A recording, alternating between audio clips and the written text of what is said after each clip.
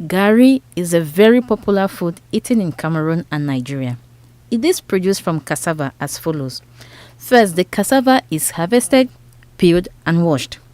Next, it is grated, loaded into polythene bags, the excess water is squeezed out, and then the mash is left to ferment for 4 to 6 days. After that, the caked mash is sieved to obtain smaller particles and then it's fried. For white Gari, the cassava grits are fried as such, but for yellow Gari, some palm oil is added during the frying process. After frying, the Gari is spread, allowed to cool before being packaged for sale. Now, I will be eating my Gari with Ero, one of Cameroon's finest delicacies.